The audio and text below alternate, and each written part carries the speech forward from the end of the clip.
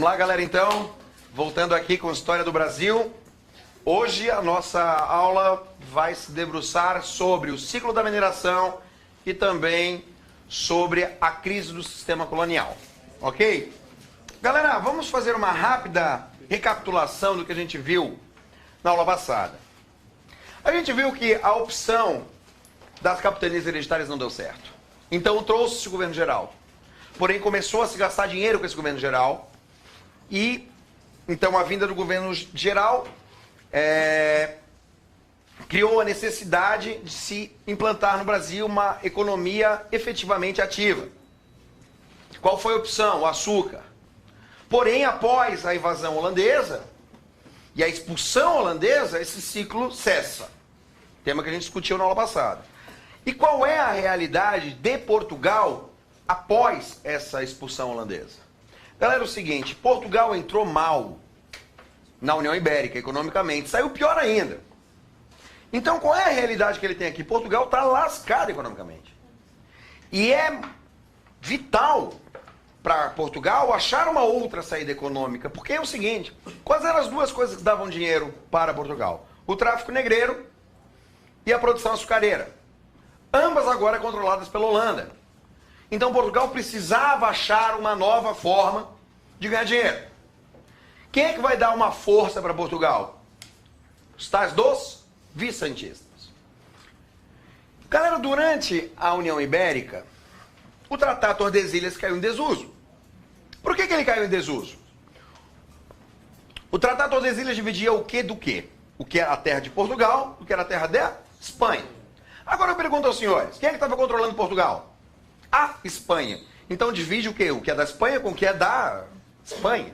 Então ele cai em desuso. E uma vez que termina essa União Ibérica, ele passa a realmente não ser mais respeitado, nem por um nem por outro. Nunca foi muito, mas a partir desse momento passa a ser menos ainda. Então o que o rei de Portugal, Dom João IV, ele vai tentar incentivar?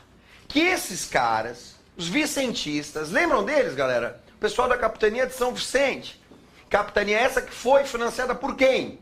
Pela própria coroa portuguesa. Que esses vicentistas adentrassem o território brasileiro, né, sul-americano no caso, em busca de minérios. Por quê? Existiam minérios na América do Sul, sim ou não? Sim. Só que na parte da América Espanhola, que já estava sendo explorado havia algum tempo. Então o que os portugueses pensaram? No nosso litoral não tem, do outro lado tem. Vamos ver se a gente acha alguma coisa aí no meio. Então terão inícios o que a gente chama de entradas e bandeiras, que são expedições particulares e financiadas pela coroa, que visam buscar metais preciosos, aprisionamento indígena para vender como escravos, e ampliação do território, né, a própria posse da terra.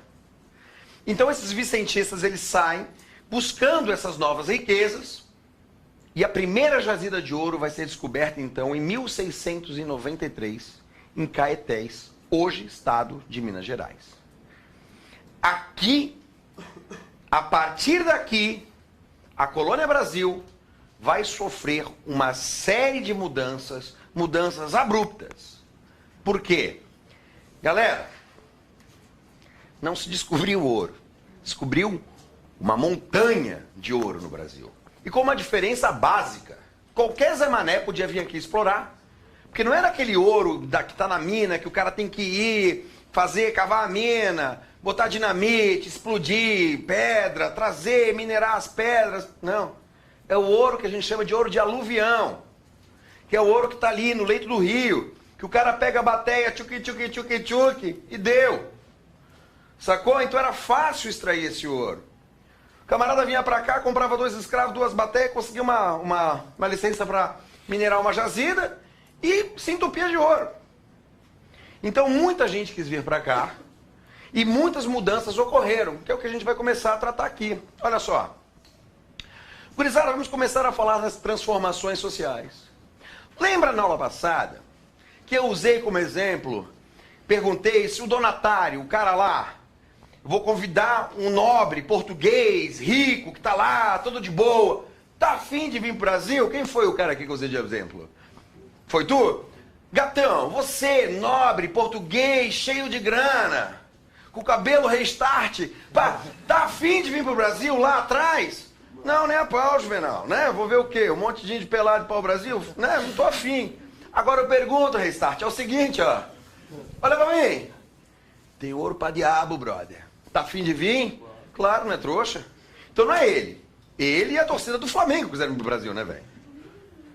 Nós vamos ter o maior aumento percentualmente, falando, o maior aumento demográfico de nossa história.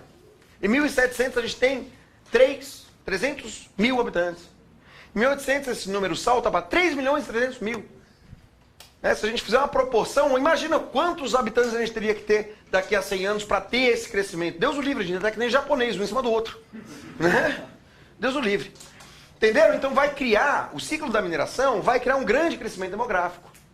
Também vai criar um desenvolvimento urbano. Por quê? Por causa do aquecimento das atividades comerciais. A gente vai ver, galera, ao longo do nosso curso de História, que toda a vida que eu tenho o aquecimento das atividades comerciais, eu tenho desenvolvimento urbano. Pergunto aos senhores, aonde a gente tem mais atividade comercial? No campo ou na cidade? Porra, é óbvio que é na cidade. Então, o aquecimento das atividades comerciais vai gerar essa urbanização. E vai gerar essa urbanização e também vai fazer surgir a nossa classe média. Frase clássica dos vestibulares. A classe média brasileira nasce no período da mineração e nunca mais desaparece, correto? Perfeito. Classe média essa que vai surgir, a princípio, formada por 3 tipos de trabalhadores. Os profissionais liberais, né, que vão começar a atuar nesses centros urbanos, né, dentistas, médicos, advogados, coisa e tal. Garimpeiros, ou o cara que com a bateia, né? Garimpeiros. E também o quê? Os próprios comerciantes, porque, galera, era muito jogo você comercializar. As minas foram achadas aonde? Minas Gerais, Mato Grosso, Goiás. Mas Minas Gerais, principalmente, correto? Existia uma capitania de Minas Gerais ali? Sim ou não? Não. Existia um povoamento? Não. Existia uma estrutura para receber aquela galera toda? Sim ou não? Não. Então era muito comum o camarada ser achado no meio da mata, morto de fome, com milho seco na mão e um monte de ouro no bolso. Que tinha ouro, mas não tinha o quê? Comida. E aonde que tinha um monte de comida? No sul, né? O gado do sul, o gado do nordeste. Então o que vai acontecer? Aqui não tem ouro, mas tem gado. Lá tem ouro e não tem nada para comer. Qual é uma baita de uma atividade? Eu vou pegar esse gado daqui e vou levar para lá, né? E aí vai começar o aquecimento dessas atividades comerciais. Eu vou ter uma maior integração da colônia, das atividades comerciais da colônia como um todo, né? Produtos do Nordeste sendo vendidos no Centro-Oeste, do Sul no Centro-Oeste, por aí vai.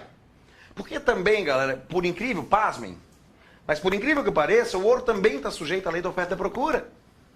O ouro valia muito em Minas Gerais, sim ou não? Não, tinha um monte. Agora, o boi valia um monte em Minas Gerais. Por quê?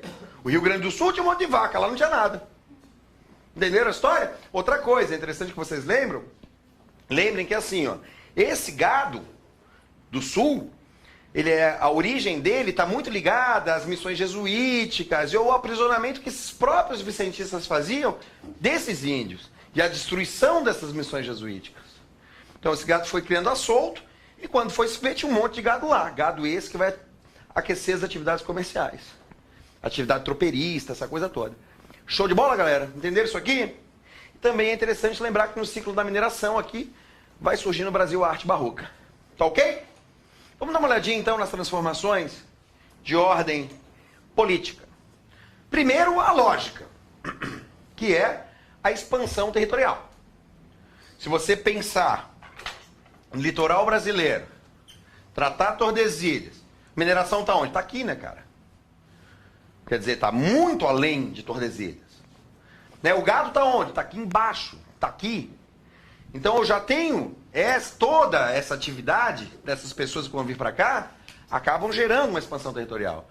Aqui no norte eu também vou ter uma ocupação chamada busca por drogas do sertão, que vai acabar também, que são as especiarias brasileiras, né? Que vão também acabar fazendo com que os portugueses acabem ocupando essa região e anexando essa região à colônia Brasil. Galera, a expansão territorial é o óbvio. agora vamos começar a ver o que é mais realmente interessante que pode cair nos vestibulares aí no Enem. Para controlar a atividade mineradora, foi criada a Intendência das Minas. O que é a Intendência das Minas? É o órgão que vai regular tudo a respeito das minas. Vai dizer quem é que vai ter direito à jazida, quem não tem direito à jazida, e cada região terá a sua. Certo? Bem, qual foi o imposto criado para a extração aurífera? O quinto. Show de bola, galera? O quinto, então, é a quinta parte. De todo o ouro que você minera, 20% fica como imposto. 20% é o quinto, a quinta parte. Correto? Só que assim, galera. Rapaziada, contrabandeavam ouro pesado aqui, né? Mandavam ouro pra fora sem quintar, a rodo. Galera, pergunta pra vocês, alguém aqui já foi ao Paraguai? Ninguém aqui foi ao Paraguai? Ninguém aqui? Um, dois, até aqui. Quem foi tem vergonha de dizer que foi, né? Eu levanto a mão e falo, eu fui, tá? Será que eu posso falar isso? Não vou ser preso, cara? Dizendo que eu contrabandeei coisa de lá, que eu excedi a cota e enfiei dentro do meu porta-malas e falei que não tinha nada? Enfiei, né, cara? Não, Receita Federal não tem nada a ver com isso, não. Tá? Então, assim, pô, o cara vai lá, o cara... Né, a cota do cara é o quê? $300, né? Uma coisa assim, para vir do Paraguai. O cara compra um celularzinho mequetrefe lá, já é $500. Mais um computadorzinho, mais um som pro carro, mais uma coisinha. Buf, traz $1.000 embora. Vamos ser honestos. Quem é que para na Receita Federal e fala assim, ó, eu tô lá. Eu paro. Mentira, eu não parei. Mas tá, eu já falei que eu não parei, né, cara? Que agora eu tô com vergonha. Mas assim, a gente não... É a lei de Gerson, né, cara? Que feio admitir isso. Mas é verdade, é a lei de Gerson. A gente tenta um miguezinho aqui, um miguezinho ali. Imagina se hoje todo mundo tenta contrabandear. Imagina aqui, cara, no século XVIII. Neguinho não tava nem aí, velho. Contrabandeava na cara dura, enfiava ouro em tudo que era canto. Conhece essa expressão santinho do pau oco, galera? Pois é, por quê? Porque negocava o ouro, o santinho, enchia o santinho de ouro e mandava pra Europa, porque a imagem era bonita. É um puta santo, 2 metros de altura. Porra, santinho é o cacete, é o santão do pauzão ao cão. Ó, então vamos lá. Aí tu vai ter a casa de fundição. O que é isso? Para tentar barrar essa história do contrabando, o que vai rolar? Meus amores, a coroa vai proibir a circulação de ouro em pó ou em pepita. Esses dois tipos de ouro não podiam mais circular. Como é que ia funcionar a coisa? O ouro tinha que sair da mina e ir direto para a casa de fundição, aonde ele era quintado, transformado em barra, e aí ele podia circular. Se você está circulando com ouro em pó ou em pepita na colônia, significa que você está tentando fazer o quê? Contrabandear. Certo? Então, a partir desse momento, fica proibido isso aqui. As casas de fundição foram criadas, então, em 1720, para tentar barrar o contrabando aurífero do território brasileiro. Show de bola, galera? Só que assim, lembra que eu falei que era o ouro de aluvião, gente? Lembram disso? Deixa eu botar uns numerinhos aqui para vocês. Ó. De 1721 a 1741 a 1761, foram extraídos do Brasil, legalmente, saiu pelas casas de fundição, 290 toneladas de ouro. Tá massa pra você? Tá massa, né? Galera, reza a lenda que em 30 anos de exploração aurífera, o Brasil mandou mais ouro para a Europa do que em 300 anos de exploração da América Espanhola. Tá? Eu não conheço os números da América Espanhola para afirmar isso com certeza, mas eu acredito que pelos nossos números, isso é bem possível. Porque, galera, se isso aqui é o que foi legalmente, eu não quero nem pensar o quanto foi ilegalmente, né? 1761 a 1781, 210 toneladas. 1781, 1801, 110 toneladas. 1801, 1821, 50 toneladas. Galera, esses números mostram duas coisas bem claras. Primeiro, tem ouro para burro. E segundo, que cai muito rápido. Por quê? Porque é fácil de tirar, né? Por isso, o ouro de mina, você vai... A produção demora um pouco mais a cair, porque é um ouro difícil de tirar. Então você sempre tem uma certa dificuldade de tirar. Esse ouro de aluvião, não. Era muito fácil o cara chegar e levar tudo. Só que assim, entendam, o quinto aqui para a coroa era bem legal. Mas o quinto aqui embaixo já vai ser uma naba, né? Imagina, vamos fazer um arredondamento aqui, daria o quê? Uns 60 toneladas, mais ou menos, de quinto. Show de bola? Quanto é que dá aqui de quinto? 10, né? Então o cara perdeu muito. O que era o quinto bacana aqui, não vai ser mais o quinto bacana aqui, né? Então a coroa, nesse meio tempo, vai criar uma coisa que a gente chama de mínimo do quinto. Vai dizer assim, ó, eu quero a quinta parte, mas eu só aceito a quinta parte se ela for maior do que 100 arrobas anuais. Galera, quanto é que pesa uma arroba? 15 quilos, 1.500 quilos de ouro. Tu viu o dado que eu botei aqui? 50 quilos em 20 anos, 50 toneladas em 20 anos? Então esse quinto ele passou a ficar muito pesado em determinada época. E aí quando o mínimo do quinto não era atingido, o que a coroa fazia? Aplicava a derrama. Que diabos é derrama? A cobrança violenta dos impostos. A coroa portuguesa botava seus soldados na rua e iam invadindo a casa de todo mundo e pegando tudo que tinha de valor lá. Para quê? Para chegar às 100 arrobas. A derrama é o motivo imediato da Inconfidência Mineira, galera. Tá? É justamente por causa dessa cobrança mais violenta que os mineiros acabaram fazendo a sua inconfidência. Show de bola? Outra coisa que aconteceu aqui, outra mudança política bastante importante do período da mineração é qual? A transferência da capital para o Rio de Janeiro. Galera, por que se fez a capital em Salvador? Porque ninguém já sabia que ia explorar o açúcar. E também já sabia que o melhor lugar para explorar esse açúcar era qual? O Nordeste, solo de massapê, né, clima, distância com a Europa, coisa mais querida. Agora não é mais o Nordeste o centro econômico. O eixo econômico não é mais o Nordeste. Então eu vou fazer o quê? Eu vou trazer a capital para perto do meu eixo econômico. Na verdade, o Rio de Janeiro era por onde saía todo esse ouro. Então a transferência veio da capital, foi feita para o Rio de Janeiro, para aumentar o controle dessa exportação aurífera. Galera, o que isso aqui tudo é? Intendência das Minas, quinto, casa de função, mínimo do quinto, derrama, transferência da capital. Como é que é o nome disso? Pressão metropolitana. Galera, entenda, produzir açúcar era algo extremamente difícil. Extrair ouro era algo extremamente fácil.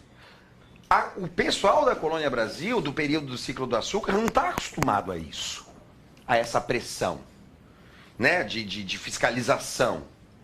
E é justamente por isso que a gente vai ter aqui alguns conflitos bastante interessantes. Show de bola, galera? Dúvidas sobre o ciclo da mineração? Foi claro?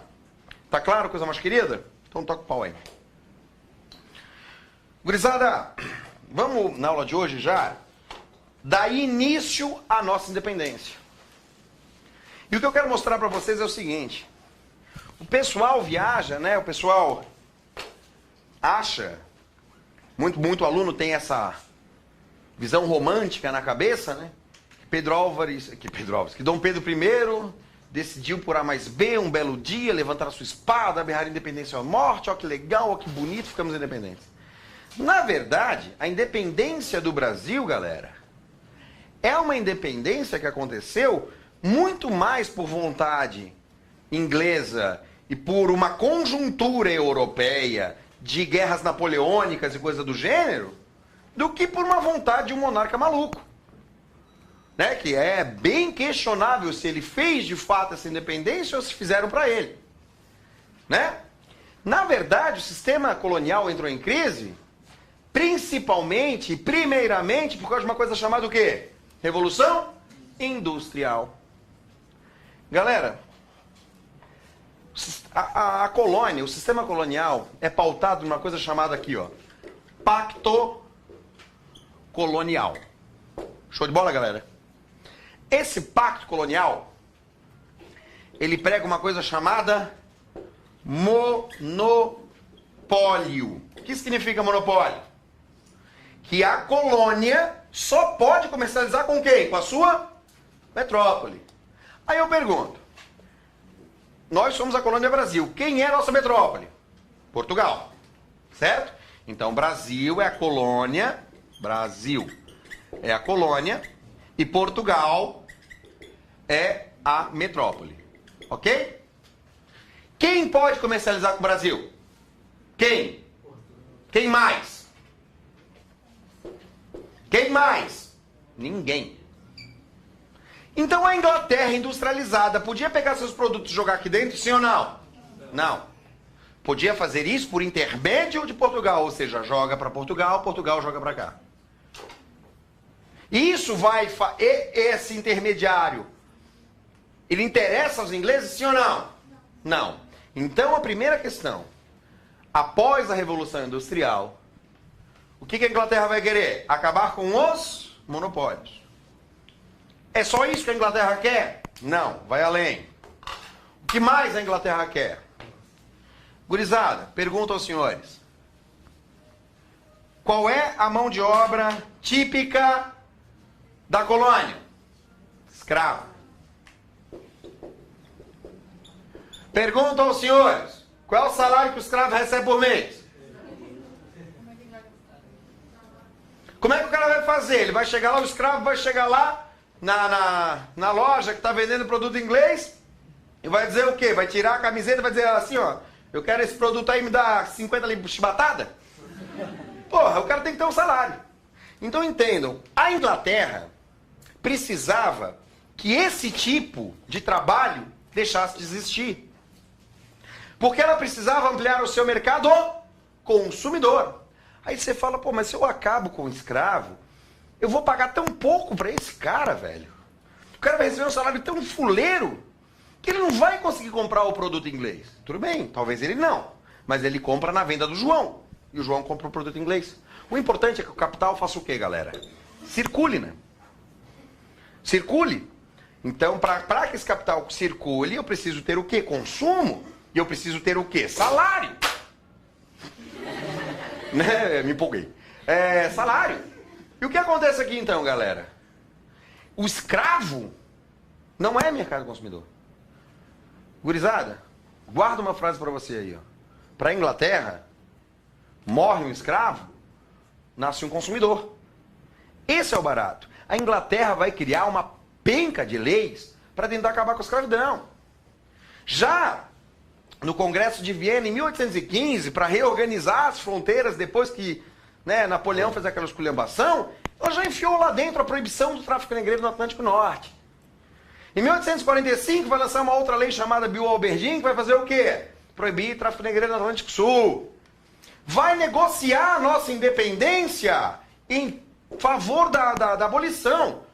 A gente vai ver na aula que vem que a nossa independência, na verdade, foi uma compra, né? Com a nossa independência nasceu a nossa dívida externa. É muito doido, né? O Brasil é um caso bastante sui generis nessa relação de independências aí. Mas assim, quem foi que deu o aval para que essa independência ocorresse? A Inglaterra. Mediante ao quê? A uma promessa de Dom Pedro I acabar com a escravidão dentro de 2 anos. Ela foi assinada por Portugal em 1825. Ou seja, a nossa escravidão, teoricamente, teria que acabar em 1827. A gente sabe que demorou um pouco mais, né? Sabe, né, que demorou um pouco mais, né? Dom Pedro deu um migué nos ingleses e os ingleses ficaram pressionando. Por isso a gente vai ter aquele monte de leis que a gente chama de leis para inglês ver. Por quê? Que é a lei Eusébio de Queiroz, lei do ventre livre, lei do sexagenário. Que monte de lei é essa? São leis para que a Inglaterra parasse de encher o nosso saco. Até aí tá tudo claro, galera? Tranquilo, coisa mais querida?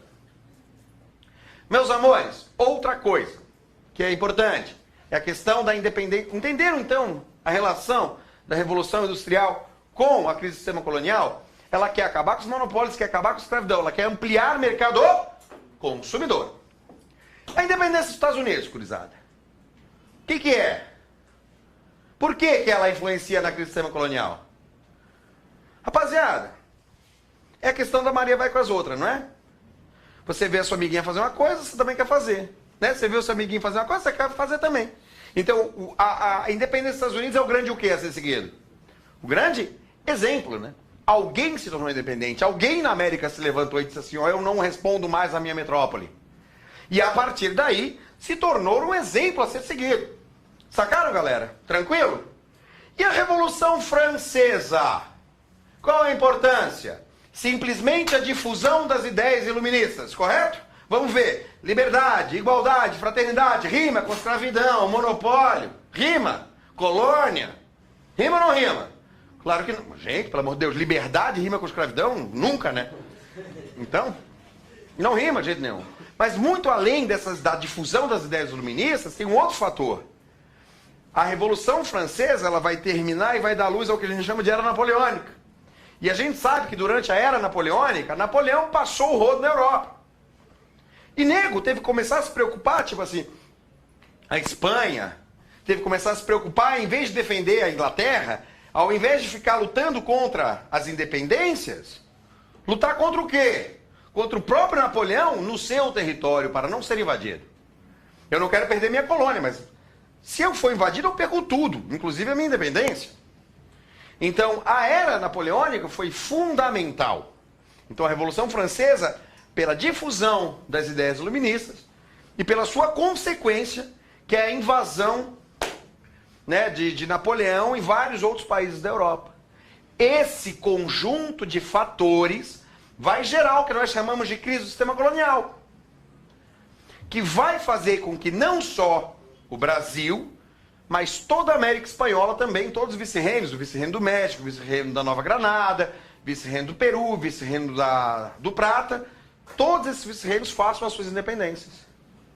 Só que a nossa independência é um caso muito à parte, porque nós nos tornamos independentes de Portugal e colocamos o filho do rei de Portugal para ser o nosso rei. Por que nós fizemos essa maluquice? Tema da nossa próxima aula. Show de bola, galera? Tchau, tchau. Até semana que vem. Falou.